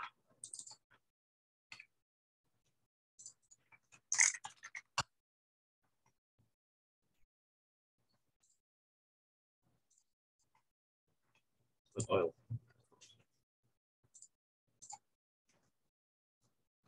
Nih. Time frame dan 31 bulan. Nah, harga minyak kan di sini-sini aja. Di mana ini ada range harga batu bara 50 sampai 100 gitu kan. Nah, ketika harga minyak mungkin mencapai level 200, mencapai 300, ya pasti Medco Elsa terbang. Medco-nya mungkin 1000 possible banget menurut gua. Cuma kayak ini memang harga minyaknya standarnya di sini. Nih kalau kalian perhatiin harga minyak standar kan pernah paling tinggi kan tahun berapa nih? 2007 di harga 160. Sekarang juga masih di sini-sini aja. Bolak-balik sini aja. Jadi belum ada kenaikan yang signifikan sebenarnya. Makanya harga Medco Elsa ya naiknya cuma sekedar hal-hal yang plong muncul udah. Tapi nggak sustain jauh kayak batu bara. Itu kenapa. Oke. Demas, menarik nggak buat ambil dividen? Nah, perhatiinnya gini. Demas. Oke. 2021 profitnya menurun. Untuk ngambil dividen, ya sebenarnya oke. Kenapa? Karena dividennya Demas tuh rata-rata lumayan bagus. 80%, 89%, 150%. Dia bakal bagi dividen lumayan tinggi. Cuma kayak harus perhatiin satu hal. Ketika dia di sini, tahun 2020, dia bagi 90%, ya, angkanya kan 25. 2021, dia cuma bagi 12. Nah, sedangkan tahun 2021, cuma dia tuh 15 EPS-nya. Nah, anggapan ya, 2022, dia bagi lagi sekitar 80%. Berarti kan 15 kali 20%. 3. Dia cuma bagi 3. Jadi kalau kalian perhatiin di sini ya kemungkinan, di sini angkanya itu ntar 3. Misalnya 80% ya. Anggapan ini 80% ya. Kemungkinan baginya 3. Apakah 3 gede? Kalau kalian lihat secara yield, ya mungkin kecil. Kenapa? Karena profit dia menurun. Itu permasalahan dari Demas. Kenapa Demas turun terus? Demas turun terus kenapa? Karena perusahaannya secara profitnya dia menurun. Nah, tapi 2022 ketika dia benar ini kan asumsi ya, asumsi dari RTA ya. 8 kali 4 ya, 32. Nah, ketika 2022 benar hasilnya 32, nanti di 2023 ya dividen naik lagi. Baru mulai menarik lagi. Jadi penentuan masa depan Demas sebenarnya secara nggak langsung ya tahun ini. Kalau ini masih bisa naik, ya bagus. Kalau nggak bisa, ya udah stagnan. Itu udah bukan jadi perusahaan yang untuk kalian bisa incar untuk dividen lagi. Kalau mau cari yang begini. Misalnya Hexa.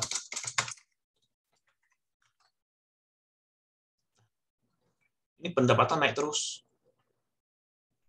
Pendapatan naik terus, dividennya dibaginya royal, ya bagus buat invest panjang. Oke. Kalau Sen gimana? Masyarakat Sen tinggal sedikit, view-nya gimana? Oke, masyarakatnya tinggal sedikit, itu cenderung bagus di masa depan. Oke, di masa depan itu bagus. Kenapa? Ya berarti kan gini, ini kan sekarang ada pemilik baru dari Sen ya, EPID Holdings. Kemarin barang-barang yang Northstar dimakan dan segala macam kan. Ya kan? Nah, ketika ini dia berani confident, oke, gue mau pegang Sen sebanyak 96%. Untuk long run, untuk jangka panjang, bagus. Dengan syarat apa? Ini harus warna hitam, ini harus warna hitam, ini harus warna hitam. Artinya apa? Perusahaannya harus profit dulu. Nah, ketika perusahaan ini profit, ya, dengan masyarakat di level 3,83%, ini bagus banget. Mau naik mau sahamnya naik ke 300 gampang. Kenapa? Ya barang masyarakat dikit. Owner confident dengan bisnis perusahaan. Cuma kan permasalahan Sen apa sekarang? Memang masyarakat dikit, tapi perusahaan ini lagi rugi. Oke. Nah, kayak Sen ini kalian boleh, ini clue aja ya, clue dikit ya. Kayak Sen ini kalian boleh pantengin laporan keuangannya setiap quarter. Kenapa? Ketika dia mulai cuan, ini kan masih rugi ya. Ketika dia mulai cuan, oke, ini harusnya naik. Gue berani lumayan yakin ini pasti naik. Ketika laporan keuangannya udah mau rilis. Cuma balik lagi, cuannya kapan? Itu pertanyaannya. Jadi Sen balik lagi untuk jangka panjang menarik dengan syarat dia harus profit.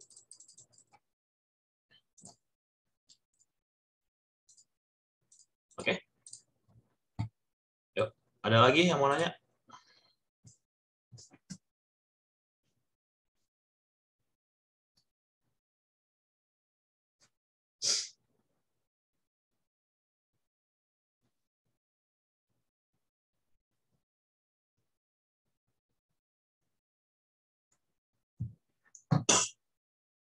Apakah nanti di-upload YouTube? Ya, di-upload YouTube. Oke. Oke, kita masuk ke announcement gue ya. Oke, gue ada 2 announcement.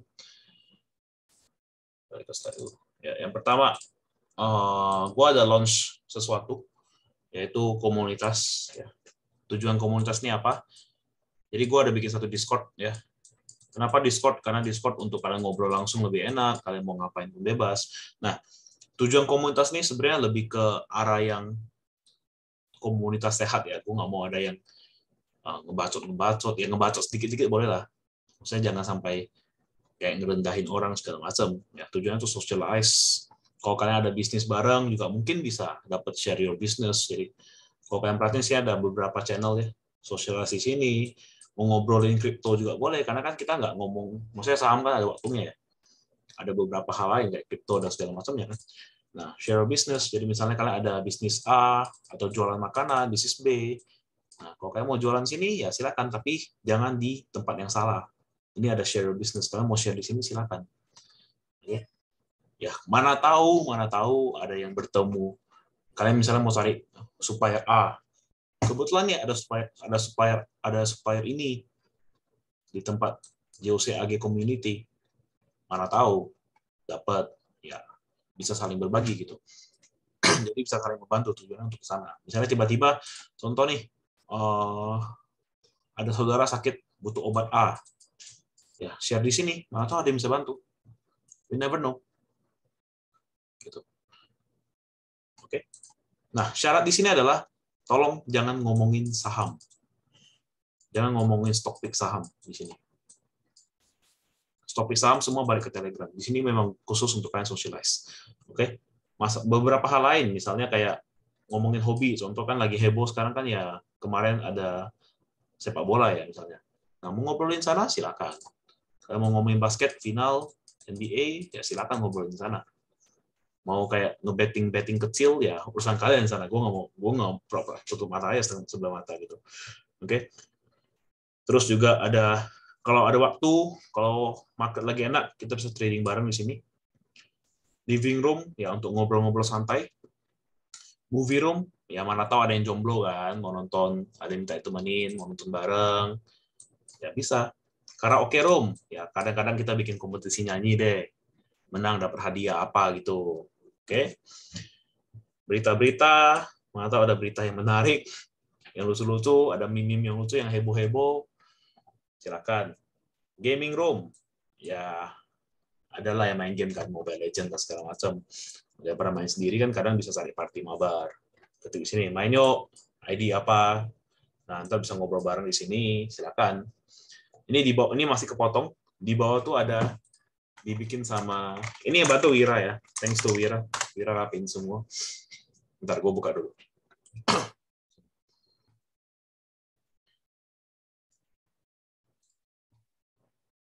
Discord.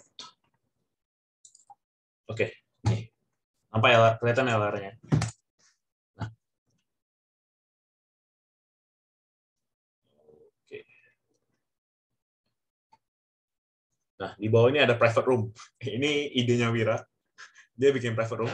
2 orang, ini berapa? 3 orang, 4 orang. Ini 2 orang ini mana tahu ada yang mau ngobrol privat.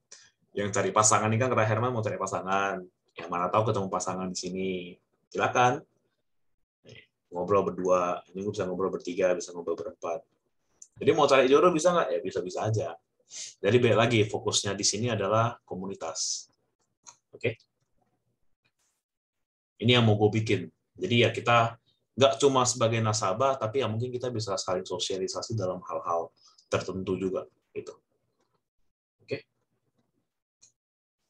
Nah, cara pakai Discord gimana? Ya, silakan pelajari. Ini ada Jimmy, sang kontributor. Kalau mau trading futures, ya, kalau gue ada trading, ntar gue bagi ke sini juga. Oke? Jimmy. Ini Whiskey ini adalah role untuk admin. Jadi ini yang beberapa yang volunteer. Jadi admin. Oke? Jadi ya gue harap, ini khusus nasabah, jangan di-share kemana-mana. Linknya ntar bakal gue bagiin. Ya. Silakan bersosialisasi di sini. Ya, yang mau curhat juga bisa. Yang lagi galau mau curhat. Ya, kemarin diputusin sama pacarnya, silakan curhat. Ngobrol berdua, ngobrol bertiga, nggak masalah. Ya, di sini gue harap bisa saling support, bisa saling membantu di sini. Oke. Announcement kedua. Banyak request untuk gue buka kelas. Oke. Jadi gue buka kelas baru. 25 seats. Kelasnya tanggal 18 dan 19 Juni. Di sini yang ikut, gue bakal share benar-benar seluruh cara gue analisa. Dari A sampai Z. Jadi nggak ada yang gue sembunyiin, gue analisa dengan cara A, dengan cara B, dengan cara C, nggak ada. Semua bakal gue share. Nah, setelah di sharing ini, apakah langsung bisa analisa semua? Kalau kalian rajin belajar, bisa. Kalau kalian rajin praktek, bisa. Karena ada beberapa, mana ilhamnya? Di sini ada beberapa yang memang dia praktekkan semua, ya, dan dapat saham-saham bagus. Dapat saham-saham yang menarik, maksudnya yang bisa naik sendiri. Karena nggak bisa gue call semua. Beberapa saham nggak bisa gue call di grup umum. Karena takutnya ada yang nyangkut kalau misalnya telat. Tapi mau trading sendiri bisa. Nah, bagi yang udah pernah ikut, silakan riset, karena ini materinya semua baru. Nggak kayak materi lama. Ya, ada yang sama, cuma ada beberapa gue perbarui. Oke. Boleh riset? Ya, boleh yang udah pernah ikut. Karena materinya banyak yang gue perbarui. Oke. Yang riset nggak usah kontak. Yang mau daftar, silakan kontak Sarah. Yang mau daftar. For more info, langsung WA ke Sarah aja. Oke, sip. Ada yang mau nanya lagi? Jam 13 sampai 25. Oh, sorry, 13 sampai 15 nih. 13 sampai 15 online, semua via Zoom. Yang offline harus ngumpulin orang karena harus sewa tempat kalau offline. Bisa sih di kantor kalau mau. Cuma gua rasa di sini banyak yang bukan orang Batam. Oh, di Bali aja boleh kalau di Bali. Ide bagus. Ada 20 orang mau di Bali, kita ke Bali. Oke, masih ada yang mau nanya? Silakan.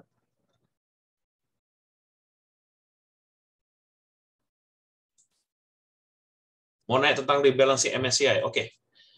Nah, kita bahas dulu MSCI deh. Bahas sedikit MSCI. Oke.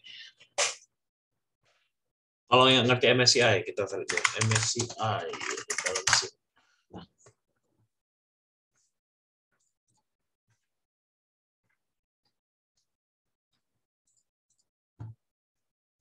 Oke.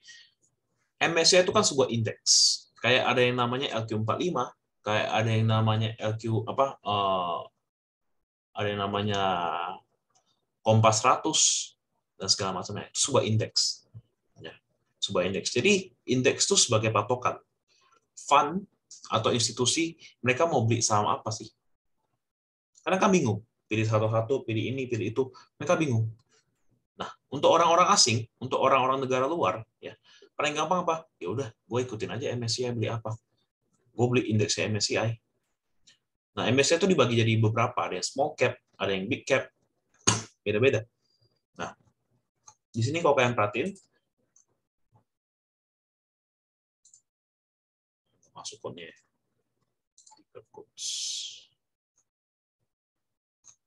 harus cek. Nah, jadi MSCI itu sebagai indeks, karena dia sebagai indeks, kalau misalnya masuk ke MSCI, biasa asingnya itu masuk banyak. Biasa asing bakal masuk banyak. Oke, makanya kenapa hari ini kalian ADMR KI sebagai underwriter. Itu gua rasa itu owner ya. Dia jual 1T.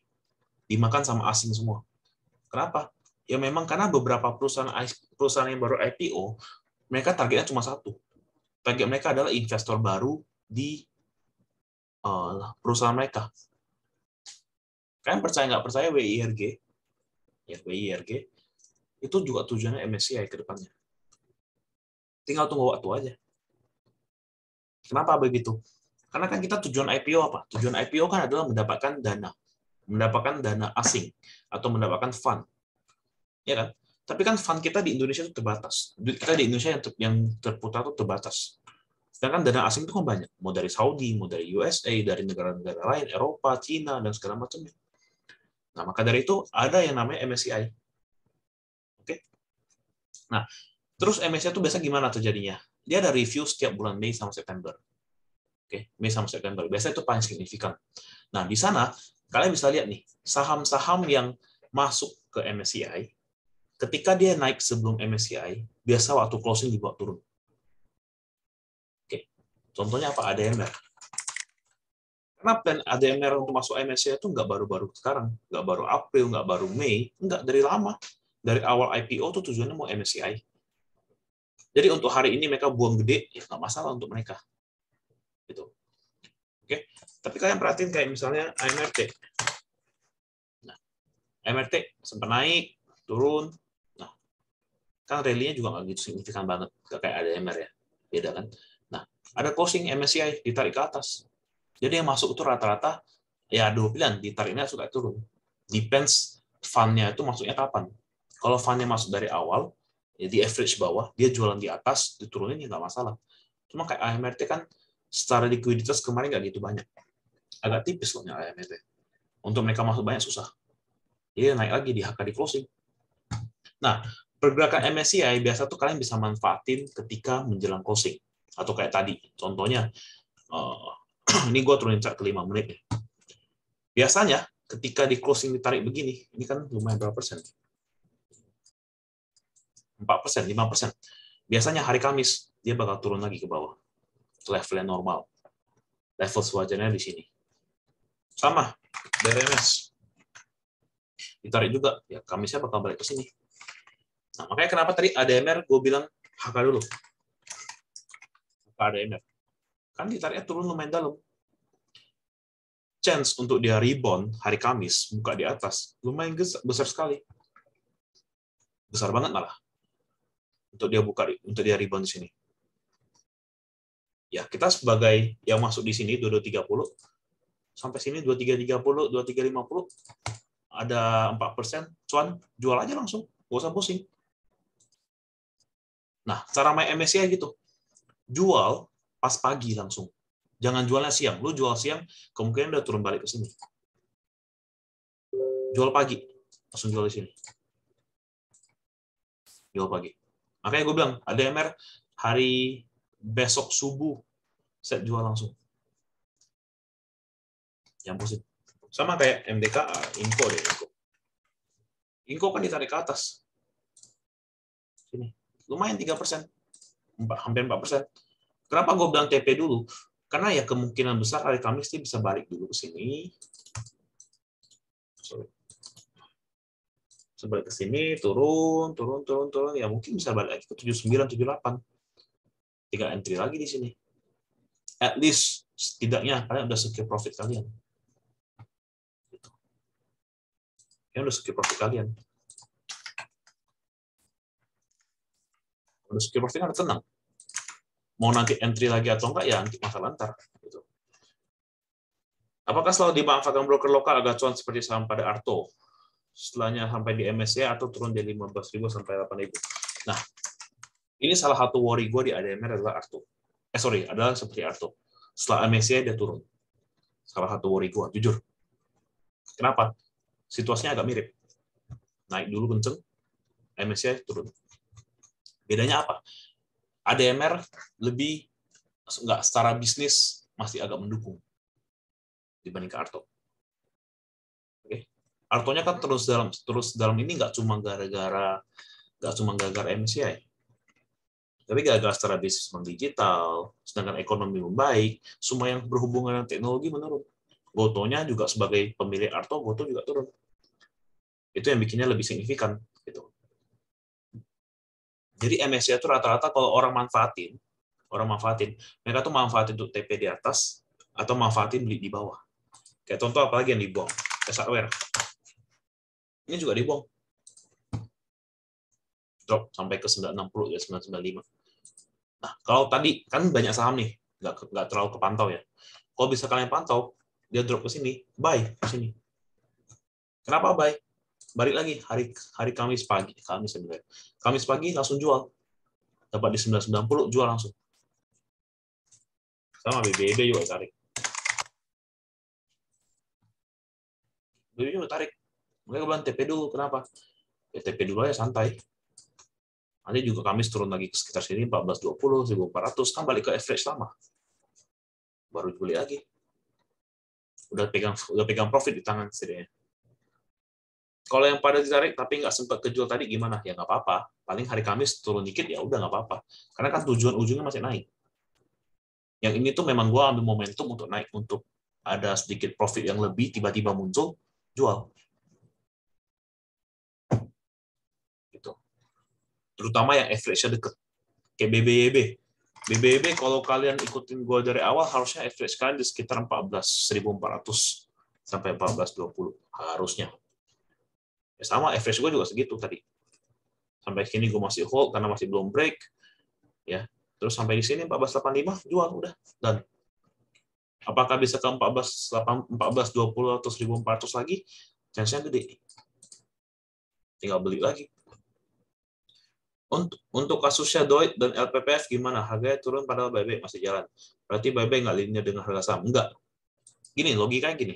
Gue sebagai owner, gue mau buyback. Gue lebih mending buyback di atas atau di bawah? Mending di bawah dong. Ya kan? Lebih murah. Lebih murah. Dan pertanyaan satu, buyback itu ada periode. Buyback ada periode. Owner, kalau mereka buyback, mereka tuh nggak peduli harganya berapa. Kenapa? Karena fokus mereka tuh masa depan. Fokus mereka tuh, gue buyback untuk beberapa tahun ke depan, bisa cuan. Bisnisku bisa cuan. Fokusnya itu. Berbeda dengan kita sebagai trader, ya. Kita sebagai trader, fokus kita tuh apa? Fokus kita mau dapat harga bagus. Owner kan enggak. Sama kayak yang ngomong kemarin, direksi aja nyangkut di atas SMDR. Ya, direksi nyangkut di atas kan bedanya gini, direksi itu pegang lama. Apakah direksinya mau resign besok? Enggak.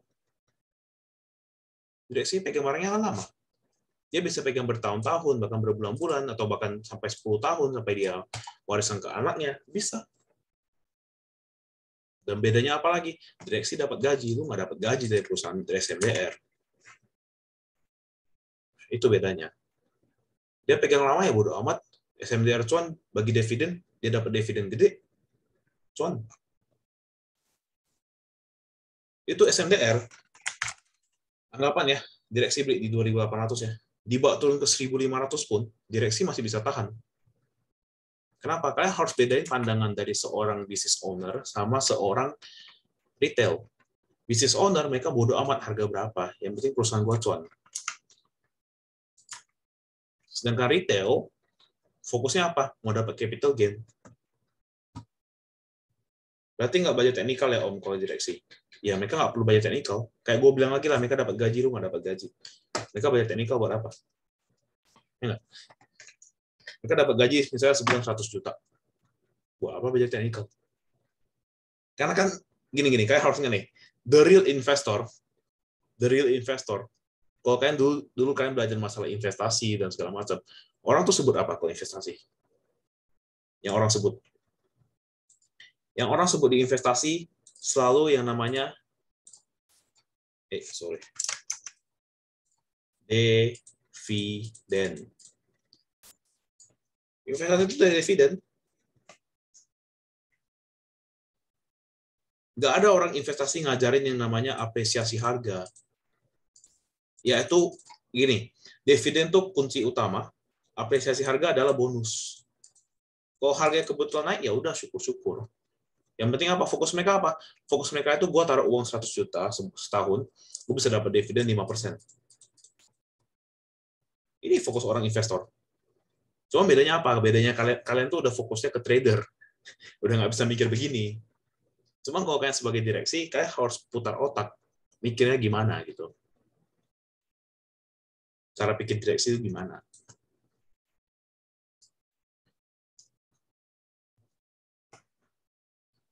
Oke, topik gimana kalau mau TO? Kalau mau TO tuh biasa kan mereka mau beli saham kalian di harga 3.200. Ya kan? Kalau kalian mau jual, jual aja menurut gua. Kalau nggak mau jual sekalipun, biasanya harga menjelang TO itu naik juga ke level segitu. 3.200. Sama contohnya kayak dulu orang pernah mau TO di 1.000 di sini, di 1.800. Oh, ini udah stock split ya orangnya. Yang mana ya lama itu pas tuh ya? Ini yang arah pas ini gua ada call nih, gue ingat. Gue lupa di mana. Cuma orang tuh sempat ketahan lama di level TO-nya. Gue lupa yang mana. Gitu. Jadi kalau biasa TO-nya di atas, biasa harga tuh bakal ngejar ke atas.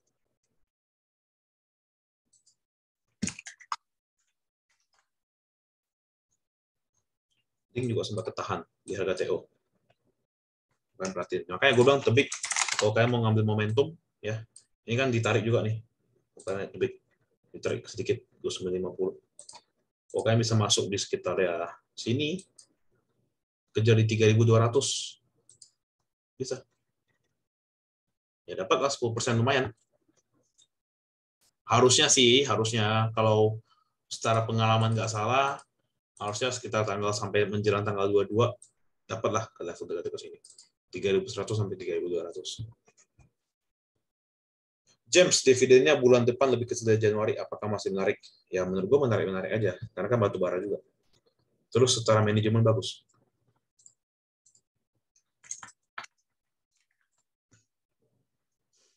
Ya memang lebih kecil, manajemen cuma 7,5%. Aduh, nggak masalah.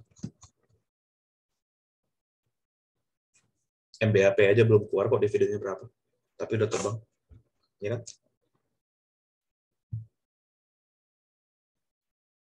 Oke, sip. Oke, gua rasa cukup menjawab pertanyaan hari ini. So, oke, gitu aja.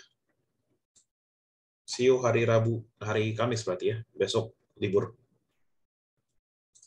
Oke, thank you semua yang udah join. Nanti link Discord yang mau join silakan. Nggak ada wajib untuk join. Mau join silakan, nggak mau join juga nggak apa-apa. Oke. So anyway juga saham-saham juga gue bakal cuma share di Telegram. Di Discord tuh paling cuma ulangan doang. Cuma ya gue sih mau menghindari saham di Discord. Oke, thank you semua. Thank you, Kang.